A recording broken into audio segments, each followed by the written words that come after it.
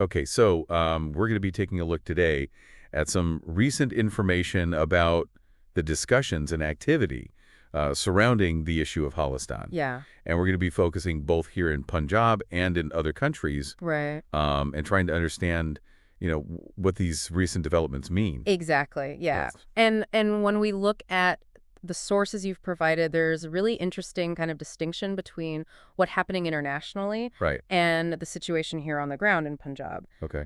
We've seen, reports of demonstrations advocating for Khalistan Mm-hmm. in places like Canada and the UK. Yeah, it's funny because you pointed out that the Indian government has actually engaged in diplomatic discussions with both Canada and the UK, That's right. specifically because of these demonstrations. Yes. And it really makes you think about how interconnected the world is now. Absolutely. Issues that might seem localized Right. can quickly become global talking points.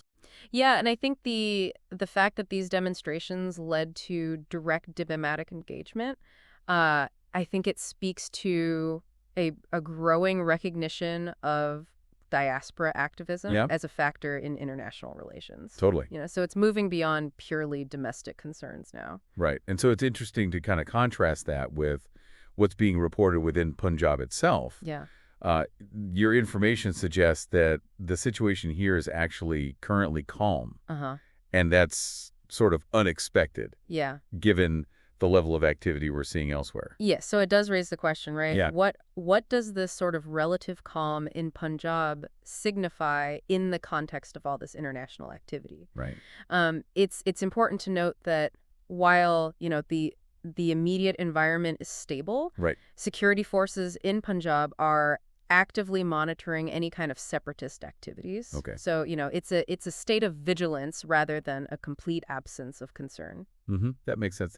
There's a difference between outward calm and Right. the underlying efforts Exactly. to maintain that stability. Mm-hmm. And, speaking of the government, Mm-hmm.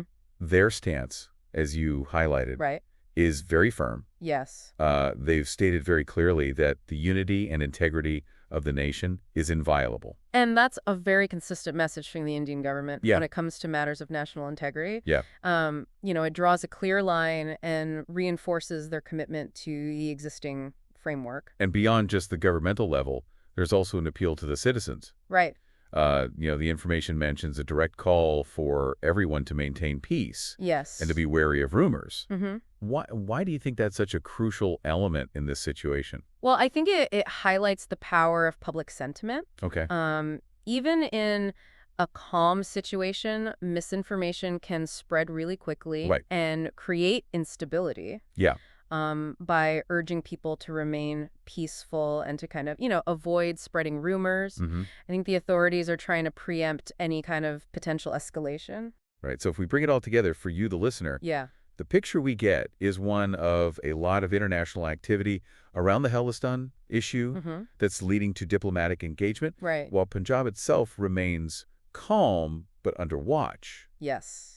And the government's position on national unity is very clear. Absolutely. And there's this strong emphasis on maintaining peace Yes. at the citizen level. At the grassroots level. Yeah. Yeah, it's a complex situation, where actions in one part of the world can have implications elsewhere. Yeah. And where maintaining calm and, accurate information flow Hmm. is seen as vital. Absolutely. So for you to consider then, how can identity and national belonging be expressed and interpreted differently across borders? That's a great question. Yeah. And what's the role of communication and trust in maintaining social harmony when these kinds of complex issues arise? Yeah, So much to think a about. lot to unpack there. Thanks for listening, everybody. Thank you.